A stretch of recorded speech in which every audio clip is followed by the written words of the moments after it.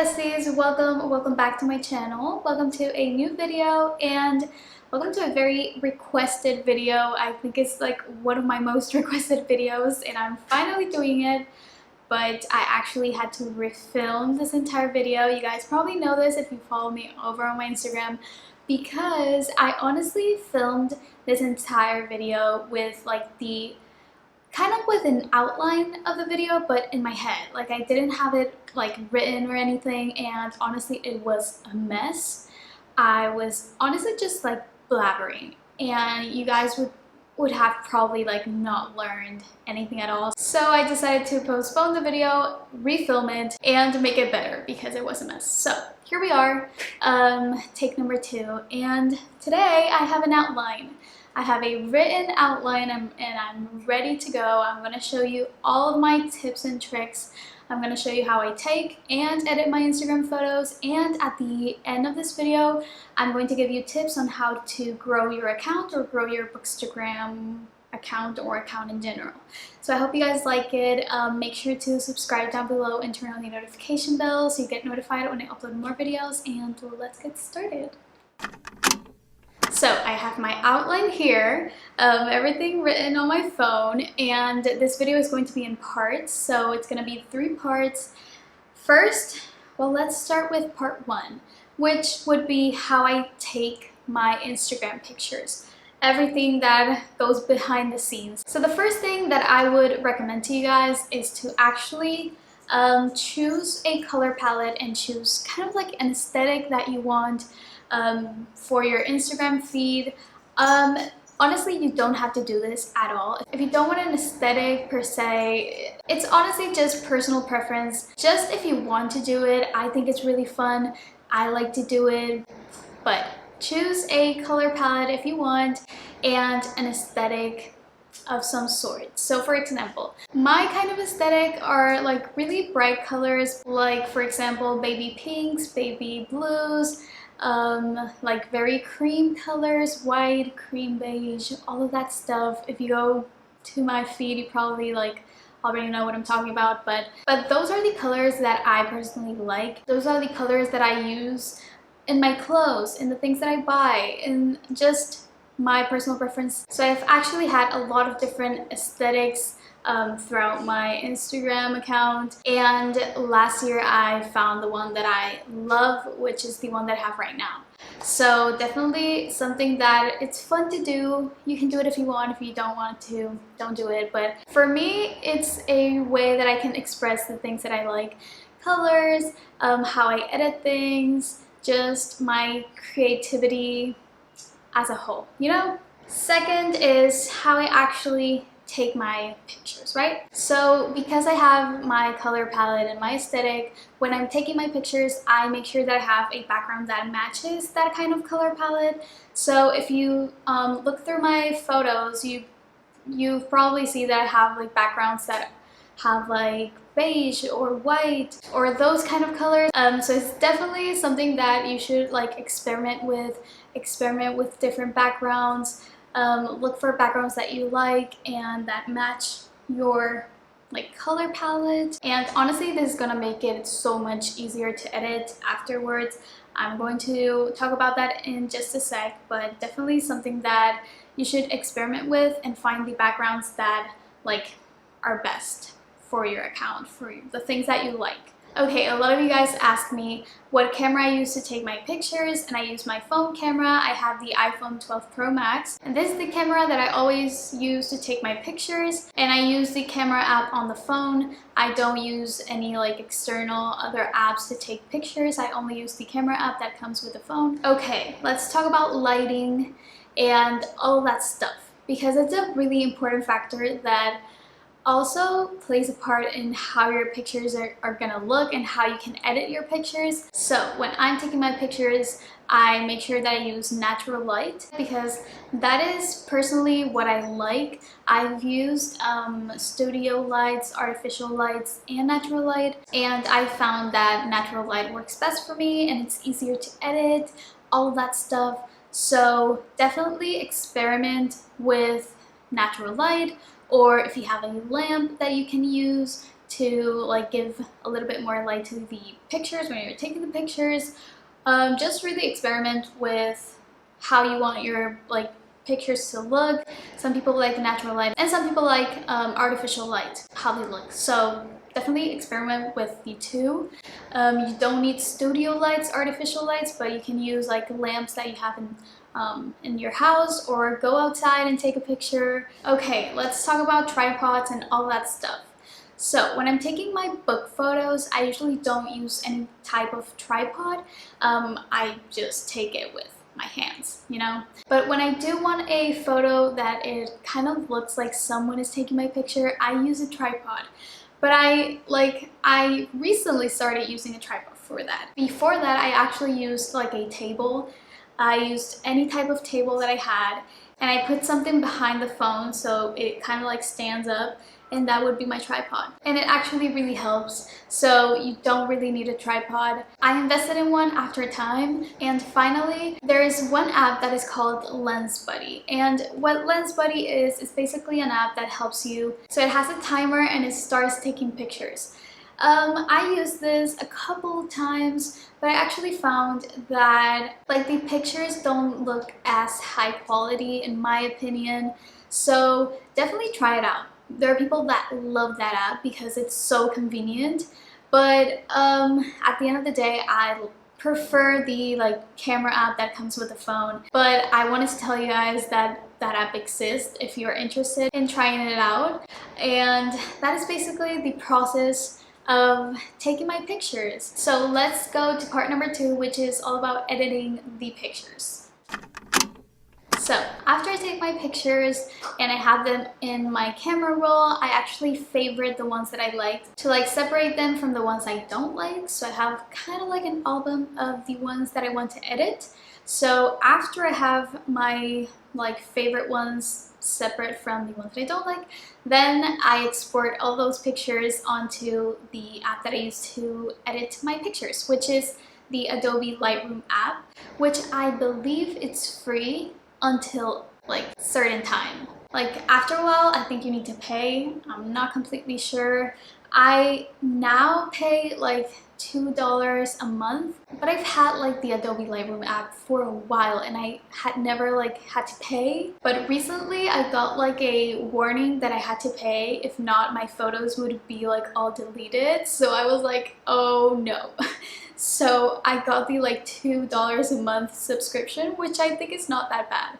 So that is the app that I use. I export my photos from my camera roll into the Adobe Lightroom app. So I use the Adobe Lightroom app to edit my photos and put my presets/filters. So that is how I actually edit the photos. So you guys always ask me like, what presets do you use? What filters for your photos do you use? And as I said before, I've actually like experimented with a ton of different like presets and filters over time, and I've created a bunch of like presets.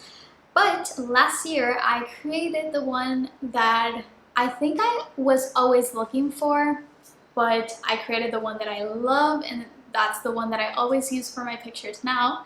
And I actually have all of my presets, all of the presets that I've created over time, all over on my Etsy shop. If you want to buy them, I always get questions, so I made an Etsy shop where you guys can buy my presets, and the link is going to be down below. But that is basically the presets that I use, or that I've used. So how do I actually put the presets onto the photos? So I'm gonna show you a screen recording of what I like to do. So we're here in the Lightroom app, and let's say I want to edit a photo, a book photo. And let's say the background of the photos are very similar. So let's use these two pictures, okay? So I'm gonna take off all of the presets. So that is the original photo without any like editing at all. So what I like to do is look for a photo that I already have on the Lightroom preset that is similar to the one that I'm editing. So it would be this one right here. I'm gonna go to the 3 dots at the top, and I'm gonna put copy settings. Basically copy and paste all of these settings, all of the editing that I put on this photo into the one that I'm currently editing. So I'm going to go to the 3 dots and now paste settings, and voila, you basically copy and paste all of the settings onto the new photo. And I do this a lot. Like the actual preset that I use that's on my Etsy shop is the one that's called Cream, the Cream preset. That is the one that I use for all my photos. But the same preset may not work for like every photo that you have or every photo that you take. So you actually need to like twitch things up, maybe the exposure sometimes, the highlights, the shadows. I hope I am explaining this correctly, but I found that that is the fastest way of editing pictures because you don't actually have to edit the new picture or new pictures from scratch, from zero, you know what I mean? So it is very convenient to have presets and to do this copy and paste thing. So that is basically everything I do to edit my actual photos. After this, I just export them to my camera roll and I post them. Okay, I'm gonna share 3 more apps that I've used in the past to edit other parts of my pictures and everything. So the first app that I sometimes use to edit some parts of my pictures is the Facetune app, because let's go to the Facetune app. Okay, so I'm here in the Facetune app, and the only feature that tool that I've used in the Facetune app is you press retouch and then go to widen. So with this tool, you can actually widen the background of the photo. So if you have a white wall and you want it to be a little bit more white or brighter, then you can use this feature, which is very cool. So you basically put the widen tool, go through the white parts of your pictures. I usually put it at like a 20%, and after that I just save the picture and that's it. So that is the first app that I've used. The second app that is really cool is this app called Snapseed. So I actually use this app for my YouTube thumbnails, and I use this app to extend the backgrounds of my photos. Okay, so let's say I want to extend the background of this photo for my thumbnail. So I'm gonna go to Tools and I'm gonna go to Expand, and this is gonna literally expand the background for you. Like, it's so cool. And it's not gonna be perfect, so if you want to make the background a little bit more cleaner, you can export this picture, so save as copy. And the third app that I use after I use Snapseed is Retouch. So I use Retouch to like erase objects that I don't want from my background. So what I'm gonna do is go to Objects, and voila, you basically do this and it cleans up the background. And those are all the apps that I use for editing. That is all the information I have for taking and editing pictures. Let's go to part 3, and I'm gonna give you all my tips and tricks to growing your Instagram/Bookstagram account or account in general. So my first tip is to create a bio. If you don't know what the bio of your Instagram looks like, it's this little space that you have below your name. You can put things that represent who you are, what you like, what your account is about. So if you read my bio, it says first YouTuber, because I want people to know that I make YouTube videos. Then goes my TikTok, because I want people to know that I also have a TikTok. Then I have I love books, because that is basically my hobby. Then I have my 2 main features for you guys, which are my podcast and then my book club with an arrow pointing down. This way I'm telling the viewer that if they want any of these features, to click the link in the bio. And this is the last tip for your bio, which is to have a link where people can go and see all that you have to offer. So all of your links, all of your other social media platforms, if you have a website, if you have other things, if you have an Amazon storefront, everything. So I actually use the website Beacons, which is totally free. Make an account for free, and that is where you put all your links and all that stuff. Then they're gonna give you a little link, and that's the link that I have in my bio. You don't need to have this exactly as my bio at all. If you have a Bookstagram account, you can maybe put the what book you're currently reading. That is a way that you can tell your viewers which book you're reading like right now. It's honestly a very creative outlet. You can put whatever you want. This is just how I do it. Okay, so now for like Instagram features, I am going to talk about 3 today, and those are the like main features that I've used throughout my account and throughout my journey that has helped me like grow, and all my tips on that. So the first feature would be stories and story highlights. So personally, I like to post 3 to 5 or 3 to 10 stories a day.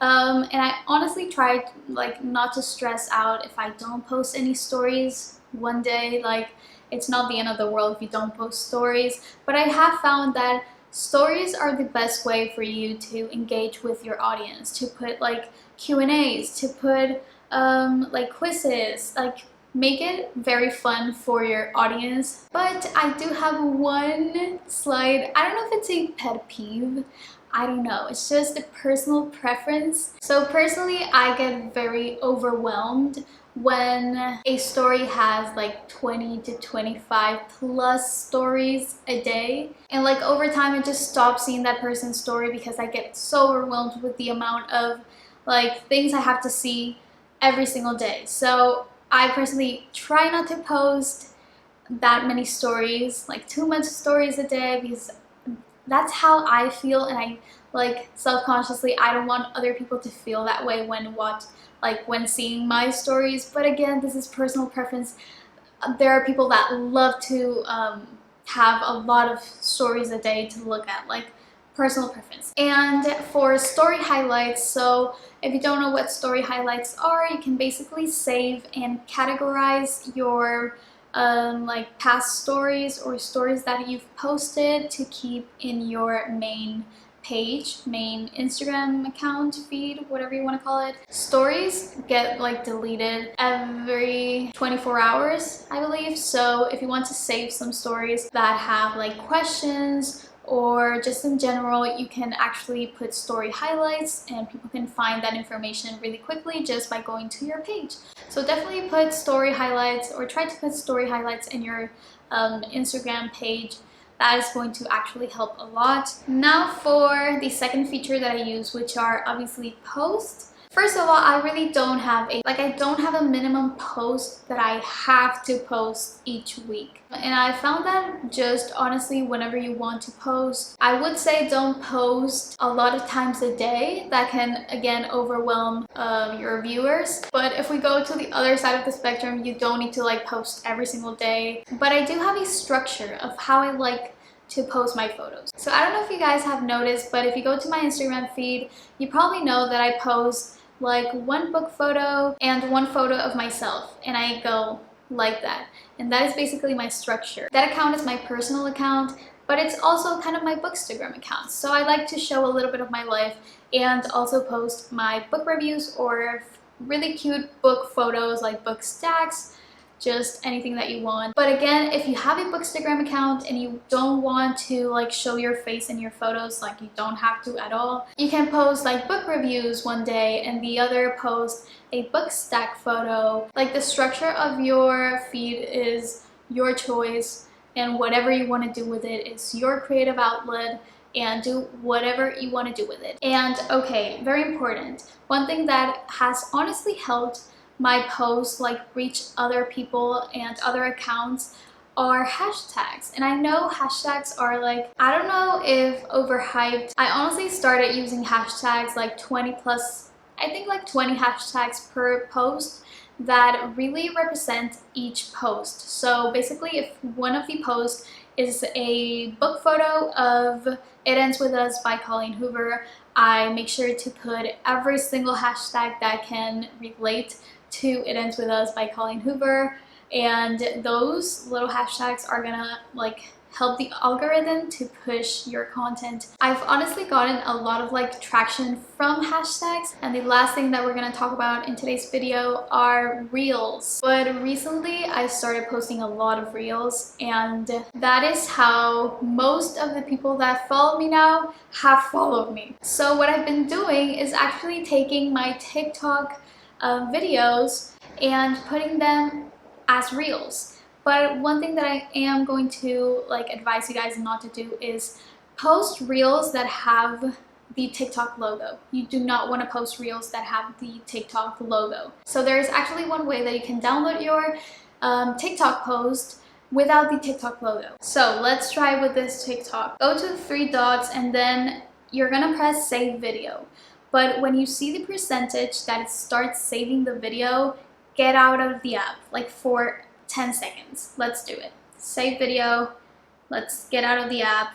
You can scroll through anything, and as you can see, it saved the video without the TikTok logo. That is basically what you need to do to save your videos. So that is basically what I do, and when I go to post the reel, then I add my hashtags as well as with the post. I add my hashtags and then I post the reel. Those are the things that have helped me. I hope this video helped you. I hope I answered questions that you may have. I love you guys so much. If you're still here, thank you so much for watching, and I will see you in my next video. I love you. Bye. Oh, corks and bottles ready to pop out. Oh, no more crying. We are knocking out another year of new loves.